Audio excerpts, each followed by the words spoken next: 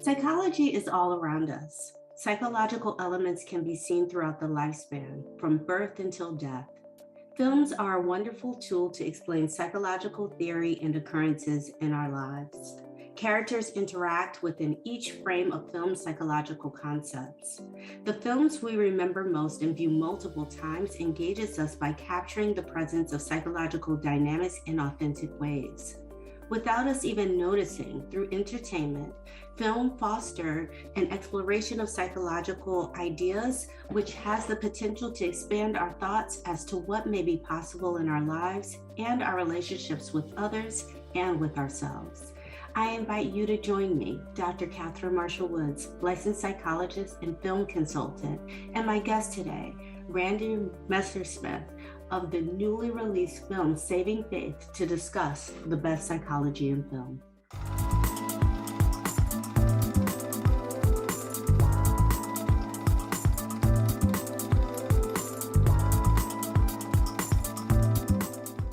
Hi, Randy. How are you today? I am very well. Thanks for having me today. It's my pleasure. You have this wonderful film that goes into a lot of psychological content regarding alcoholism, substance use, and recovery called Saving Faith. Can you tell us a little bit about your film? Yeah, sure. This is really my first foray as a first-time filmmaker, as wearing all the hats, actor and writer and co-producer and co-director. I've been an actor professionally since I was 18 years old. I've written a few things here and there, but nothing this complete. And so during 2020 and COVID and the entire industry shut down, of course, I did a lot of fly fishing. And after about 10 months, I got bored and I needed a creative project. And I took a class on creating your own content, which I taught for 30 years at the high school and college level in theater and film. And so I was always, pushing my students to do the same thing. I figured, well, I better do it myself. And so I wrote this script more like a writing exercise, quite frankly. And COVID gave a lot of us a lot of time for reflection. And, you're at home in quarantine, and I started to reflect on a what if scenario, how we make choices in our life and what could have happened. And this story sort of bubbled up, and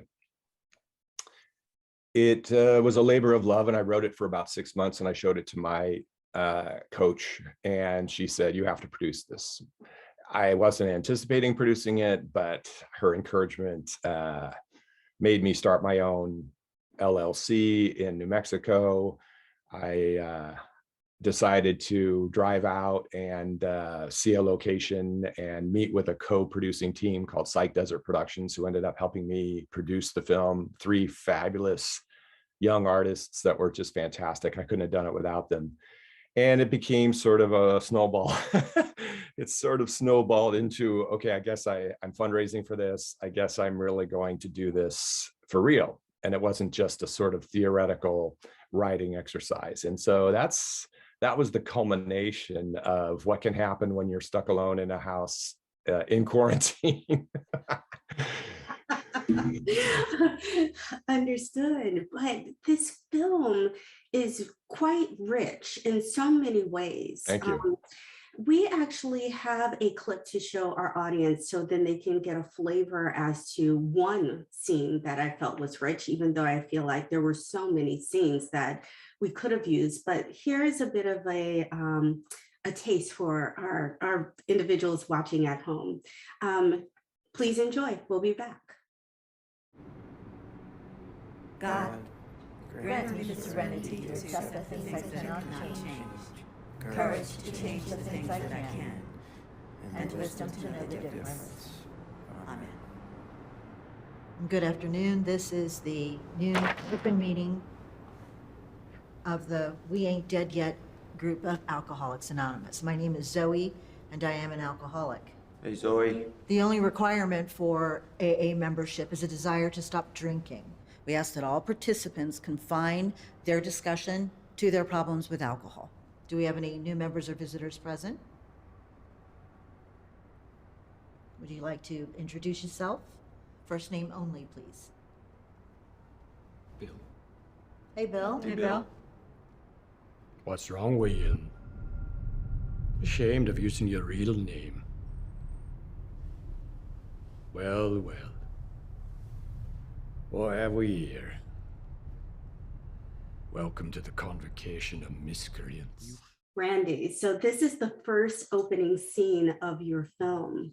It shares an individual coming into a location in order to receive support at an AA meeting. And you said that you began this film with a what if scenario. What inspired you to write about this topic in particular? Well, I read a wonderful book that talked about things called universal life moments. And those are those moments in our life that basically have changed us, right? Have made us who we are. Now, those moments can be positive, they can be negative, but basically they're the big things you would probably think of, you know, birth of a child or divorce or moving to a new state or even perhaps a new job or even learning a new art form, et cetera, et cetera. And so the writer in this book basically encouraged people to write down all these universal life moments and then to pick one that might be the gem of a story, you know, kernel of an idea that might be a story. And so I did that. And you know, I worked in the financial district in New York in the 80s. I was not a high-powered stockbroker. I was a proofreader. I read legal documents from 12 p.m. to 8 a.m. So I could, you know, follow my dream of being an actor. So I worked midnights. I worked in the Battery Park, and I saw a lot of these kinds of people, these really high-powered, wealthy New Yorkers who had everything, quite frankly. They had the penthouse on Fifth Avenue. They had these $1 million jobs, the $1,000 suits, and yet they were at lunchtime Alcoholics Anonymous meetings. And it struck me about how these people who had everything that other people would envy are just sort of throwing it all away. And I have some experience with Alcoholics Anonymous meetings, being in my 18th consecutive year of sobriety. And so I was familiar with the meetings. And so I decided to sort of write a story about a man who had to confront his demons at his first meeting. So it really came from how I heard stories about how generational alcoholism is, how it's handed down from grandfather to father, from fathers to sons, you know, and how terribly difficult it is to break that chain sometimes, because I felt that the conflict of the movie was really between Bill and himself and Bill and his father. I felt like there were two central conflicts.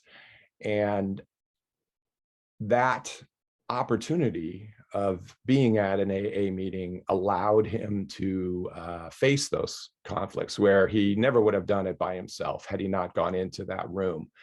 And that's what is so powerful about a space like that, that is a safe space where people can address their demons. And so that's what excited me, that idea. And so I started to write about that idea about a son and his father, and sort of go from there, you know, sort of invent a more dramatic scenario than my own, because it's not my personal story, but it could have been. And that's what I mean about a what if scenario. You start thinking about, I was very fortunate that I did not kill anyone, you know, or hurt anyone. So, you know, that was a powerful idea for me. First of all, congratulations on your 18th year of recovery. Thank you. That is such a huge accomplishment.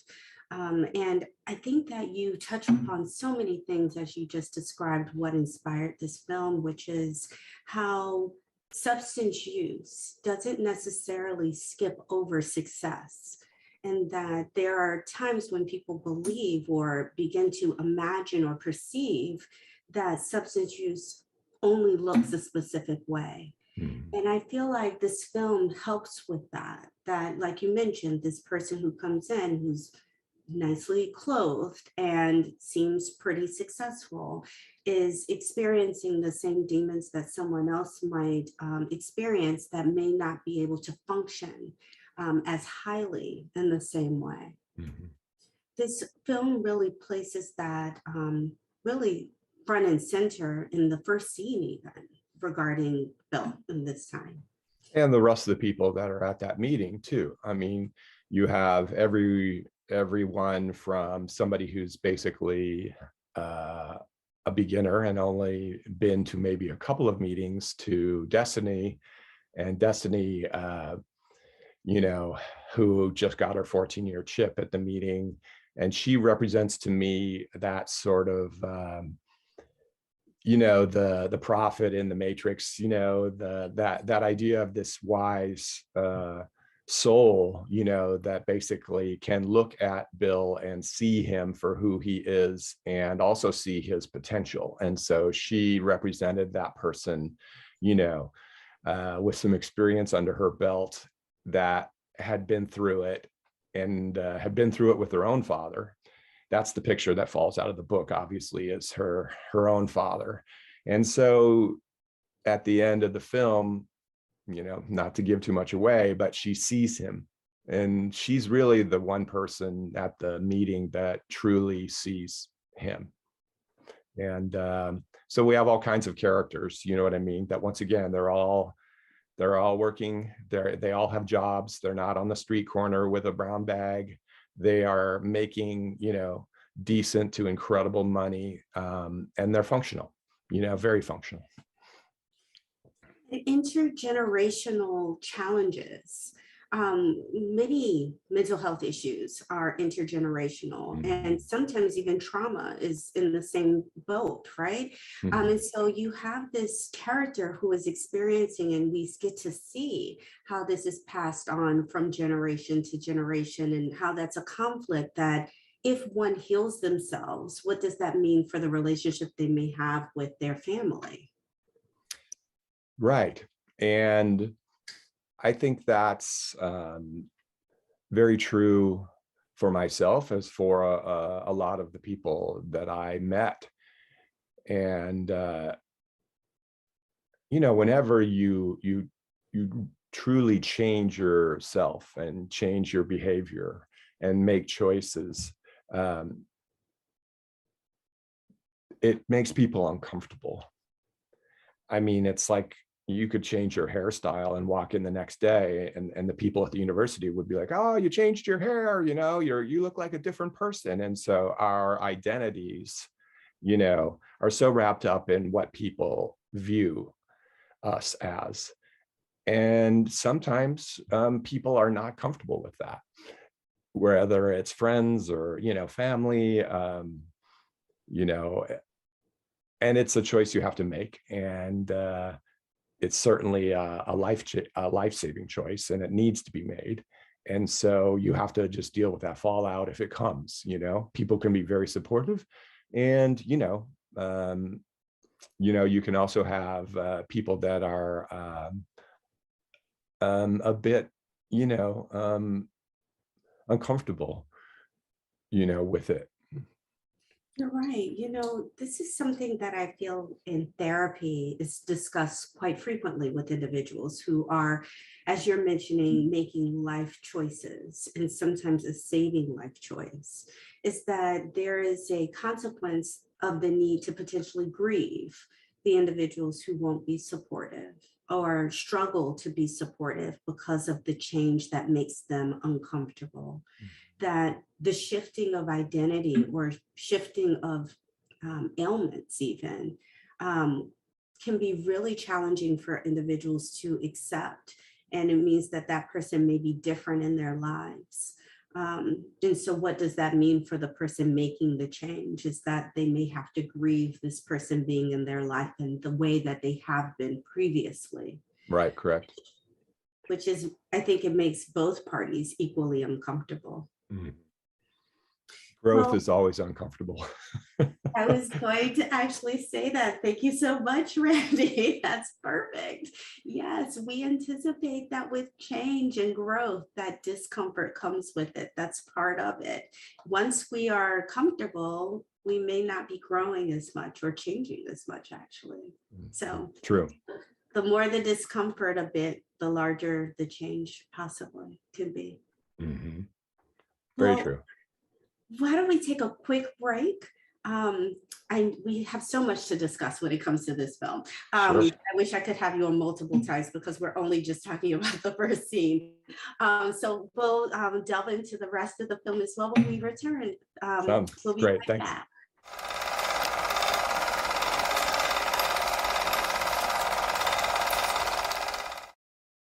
I didn't know it was possible to secure a fellowship at an Ivy League school, but UDC helped me achieve that. I never dreamed having this career was possible until UDC.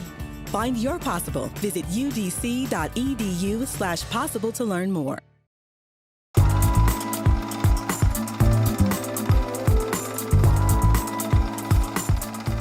Welcome back. Today we have Randy Messersmith today talking about his film, Saving Faith. This film has numerous psychological components regarding healing and recovery from alcohol abuse. Thank you so much again for coming, Randy. Thank you. I appreciate it. So you were able to tell us about what inspired this film, and it's been such a inspirational film as I was watching it, and I felt like this film could actually help a lot of people. When you were making this film, did you also think of the impact that it could have on individuals watching it? Yeah, that's a really funny question because I do not have the experience of many filmmakers who set out, to make a film for a particular purpose, and they have the skill set to, write that screenplay for a particular purpose or a particular audience. And I envy that because I'm a first-time filmmaker, really. Although I've been around it my whole life, professionally, mostly as an actor and a director, not as a writer. So for me, I didn't set out to write a message movie. I set out to just write a movie that was personal. And it was personal to me without it being my story, once again. So it's not my story, but I wanted it to feel personal. And so that's the way I wrote it. I also wrote it, quite frankly and quite selfishly, because I wanted to play both parts. I wanted to play the son and I wanted to play the father. I did send the script to Anthony Hopkins, who was also obviously a big proponent of sobriety, I think after 45 years. And just as a whim, but also what that could have been if just for fun, he said, yeah, I'll play Merritt, I'll play the father, and I would have just been in heaven. So, but I did want to play the father and I did want to play the son for obvious reasons, because I felt that parallel was really important, that was done by both actors, one actor, both characters. And so it also made the shooting very challenging because I didn't grow my beard for a year. And I didn't cut my beard for a year and a half. So that was me, that wasn't makeup. So I grew my hair out for COVID from 2020 to the end of 2021 when we shot the film. And so we had to shoot all of the Merritt scenes the first day with a body double. And then of course I had to cut it all off and do the wounds, et cetera. And then we shot all of Bill's scenes the second day with the body double in the other costume. And so just technically, it was a very complicated shoot to figure out, make sure we got all of the scenes correct. So it was really a lot of fun and highly challenging. And as I mentioned, when the film was completed, it became more apparent that this was a film that was going to appeal to certain audiences, you know, a niche film, if you will, that this film did certainly have a message, and I wanted it to have a message when I wrote it, but I also didn't want to let Bill off the hook. Bill was going to prison. He's going to pay for what he did. He's not going to get off the hook. There's not going to be a magical tie it up with a red ribbon at the end. But I also wanted an idea of hope and redemption, that you know, when destiny says to him, maybe it's time you start worshiping a different father. That was just the line that spoke to me the most in terms of the whole film, which was, now in prison, maybe Bill has an opportunity. He has an opportunity presented to him to think about maybe he could do some meetings while he's in prison for 5 years and maybe change his life when he gets out. So it didn't start out as a message movie, but the more people that saw it and professionals that commented on it, I started to target festivals that were mainly geared towards recovery. And I've shown it to some recovery centers, and the alcoholics get all the jokes at the recovery centers, which is kind of fun for me, you know, as well. You know, that's one of the things that I wanted to make sure that we discussed is what happens to him, is that he does face real consequences for what has occurred to him within the movie. That, like you mentioned, the consequences that he's experiencing are not wrapped in a red bow, that it's not necessarily something that you will say, oh, this is such a happy ending per se. And yet it does have this hope that could potentially be a new beginning for him, if he chooses that. And so it's almost as if the way that this is written is that there are consequences for one's behaviors, and there are still choices to be made even thereafter. Individuals, let's say, who may be facing jail time or prison time for offenses that they may have done, may feel like their choices are taken away from them.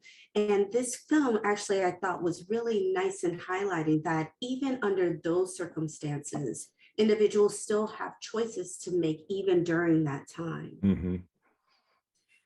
You know, you mentioned the film festivals. Tell us a little bit about where this film has been seen and where it's going. Sure. The film was a winner of the best drama at the Texas Short Film Festival. It was a finalist at the Oregon Short Film Festival.